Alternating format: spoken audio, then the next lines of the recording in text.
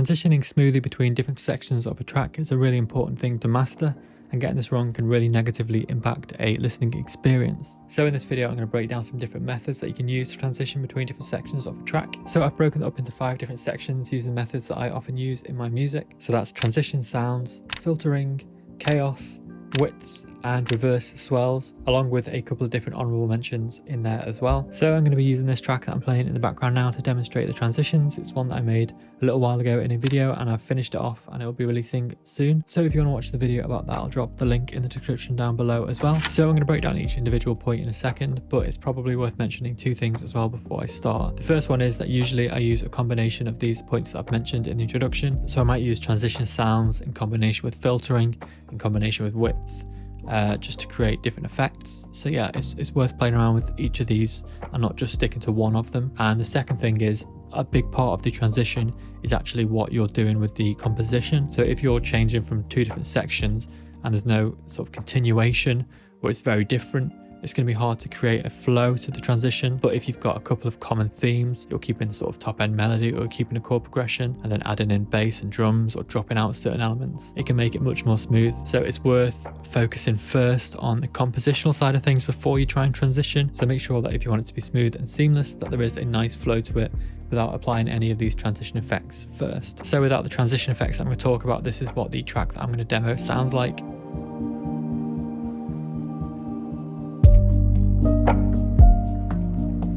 So I made sure that some of the elements from the introduction stayed consistent into the main drop, and then I've got new elements like the bass and the drums, but the flow to it was quite smooth without the effects. So now when I start adding effects in, the transition just becomes even more smoother and satisfying. So I'm just going to start now by breaking down the first transition type. So just going to start off by going over the most simple way, which is using sounds that are designed for transitioning. So I've got quite a few in my last sample pack, which was Dreamy Lo-Fi Hip Hop Volume 2, which I'll link in the description down below. These are a few of them. So it's just stuff that I've designed with different synth sounds. So that was sort of like a bubble sound. And then I've got this one.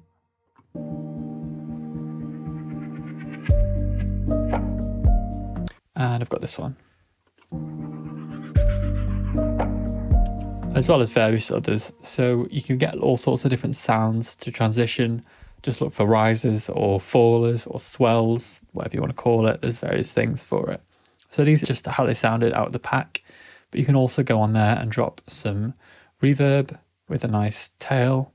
You can pitch shift them, so if you want it to be a little bit higher, I'll warp that because I like where it is time-wise, but I'll give it a sort of higher pitched sound. It's got some reverb now, and then maybe some delay as well, so I'll throw a filter delay on the bus here, just delay the top end. So now if I play it,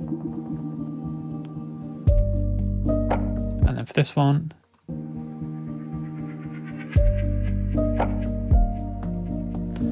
so just adding a little bit of delay and reverb to these sounds can make them work a little bit nicer. So yeah, you can use different sounds. And then as well as that, you've got things like white noise, which is obviously a common one. So if you go to something like Operator in Ableton, just get like a white noise preset and you can mess with the filler. So you go like, which can work quite nice. It's a bit dramatic. Especially for like mellow lo-fi, but that's something that's used a lot in EDM and stuff like that. Or you can just literally reverse any sort of hats and things like that. So if I go onto drums, you can get anything, stick it on and reverse it, and it can work nicely for risers.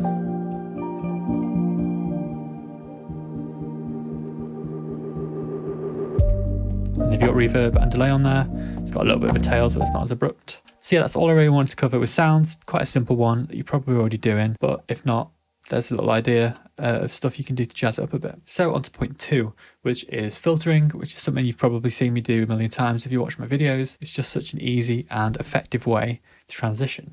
So I've got the instrument group here, and on there I've got a few different effects. So as I showed in the introduction, without any sort of transitions, this is what I've got. So what I can do is add some filtering to the instrument group to make it a little bit more impactful when the bass drops in. So if I cut out some of the lows as it flows into the main section of the track, then this becomes a little bit more impactful. So if I go on the instrument group, I'll open up this filter low, which I've automated. So if I show automation, you can see here, this is the frequency that is cutting anything below So as it builds up, just before the drop, everything below 550 Hertz is completely cut out. So I'll enable that just so you can hear what it sounds like. So as I said in the introduction, this is one of those things that you're probably going to want to use in conjunction with something else. So it works great with like the chaos effect that I'm going to talk about in a minute. But this is what it sounds like, just filtering out the lows. You can see it working here, cutting away. You can make it more dramatic or less dramatic. Just a little bit more impactful.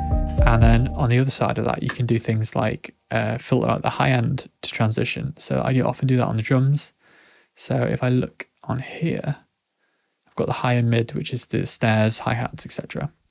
And as I go into a little drop here, I do the same thing where I cut away the highs from the drums. So the hats start getting more muffled, the snare gets a little bit muffled,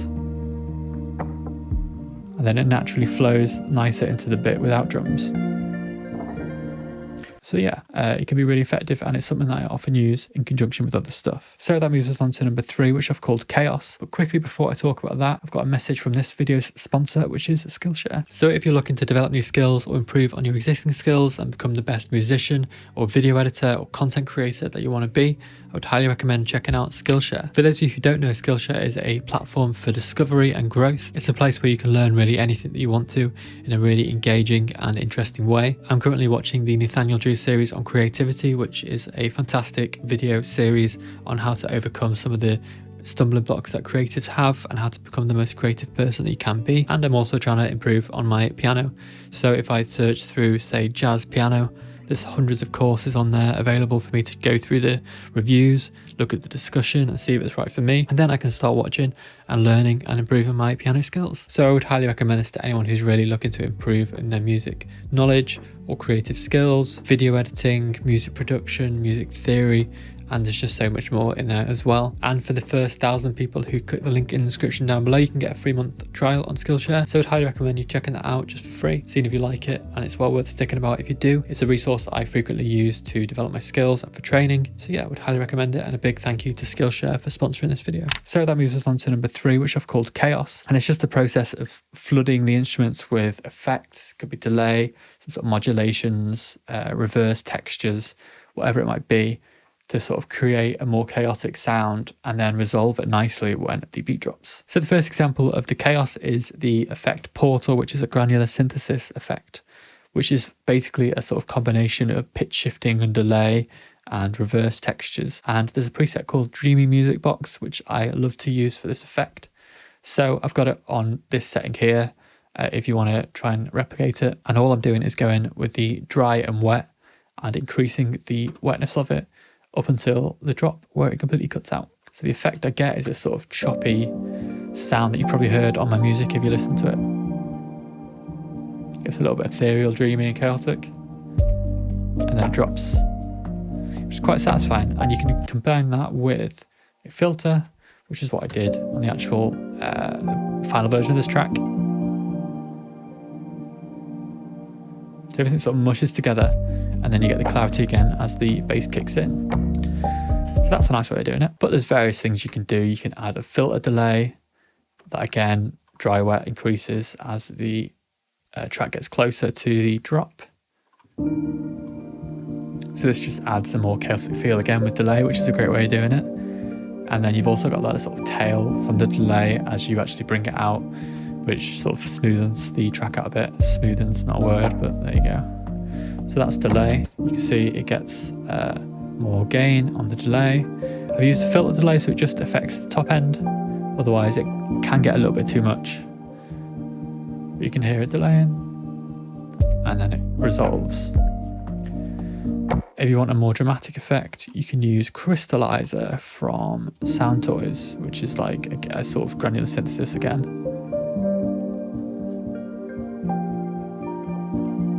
You can hear the sort of sparkles kick in and then it'll drop out. And you can add more sort of combination of delay with that as well. If you add delay after Crystallizer, then you get sort of remnants of the Crystallizer sounds. Or you can use just a sort of reverb like Spaced Out, which again is doing the same thing. It's increasing from dry to wet, get a super dreamy sound in, and then it'll drop in. And you can just use sort of combinations of these. This is probably going to be too much, but I can add portal, crystallizer, filter delay, auto filter, and just really up the chaos.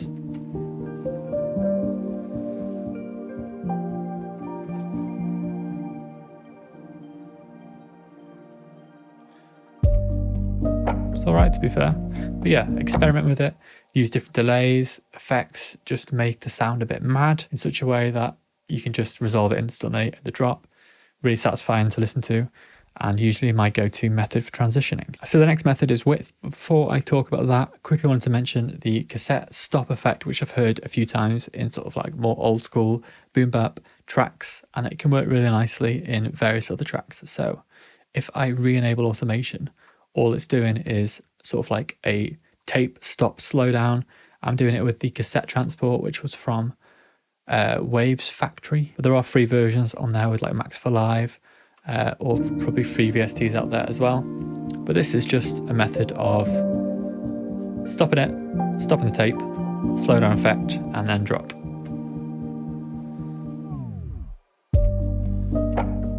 Quite a cool effect, worth looking into.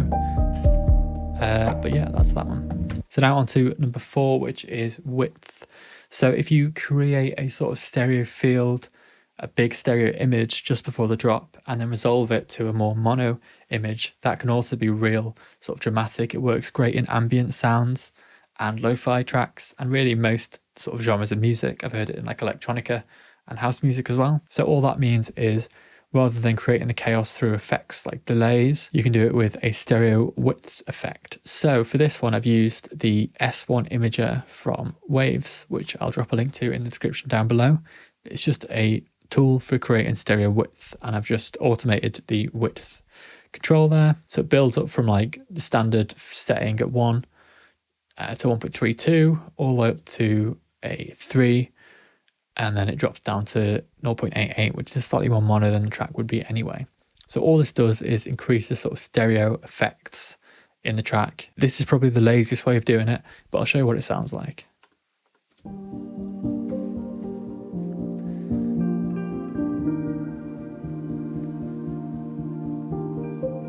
So you can hear the track getting a little bit wider, the stereo image becoming a bit more present, and then gets more mono instantly at the drop, which is a great way of building a transition as well. The thing with this is probably better to go in and individually pan different tracks left and right if you can, if you've got enough to do that. So I've got different piano tracks here, so I could pan this sort of top end one way, and then pan this a different way, and then again add different panning to each individual track, which is what I would prefer to do if I was doing it in a final product. But for the means of doing a quick transition, you can always throw an imager on there as well. The images use things like very subtle delays to delay different sounds between the left and right, giving it a larger feel. So it's sort of creating an artificial width, but you can do that as well by panning different things in different directions and then resolving them all in at the drop as well. So that brings us on to the 5th and final one, which is the reverses and swells. So simply what this is taking sections of the track, usually the chord progression, reversing it, and it sort of acts as a transition and a build up towards a different element to the track. So if I take this and duplicate it in its simplest form, if I just reverse it, then rather than this ringing out like this, and then just going into the next track, what happens is we get this swell,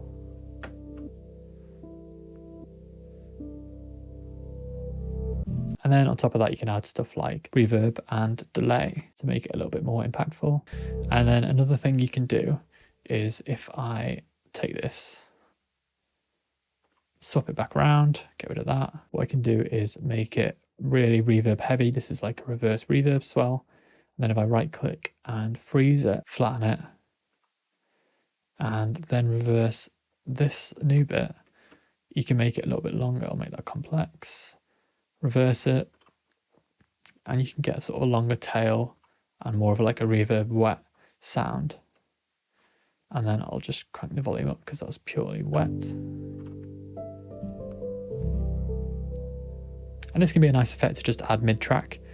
Adds a little bit of a build up to different sections. But yeah, just a nice way of doing it. And then again, you can add delay to that, or even add different effects that I talked about in the previous elements of the video, and just make the build up a little bit more impactful. Put on a bit of saturation, make it a little bit darker, and then you've got this.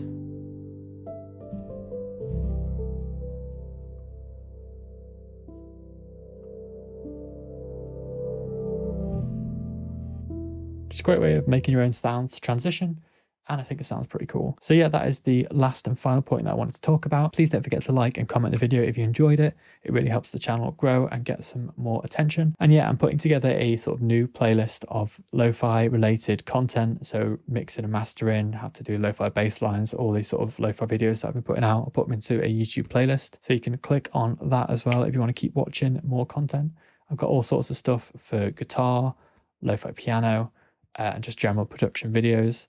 So yeah, that would be there as well. Don't forget to click the link in the description down below if you want a free 1 month trial, which I would highly recommend you check out. Let me know what you want to see next, and catch you next time.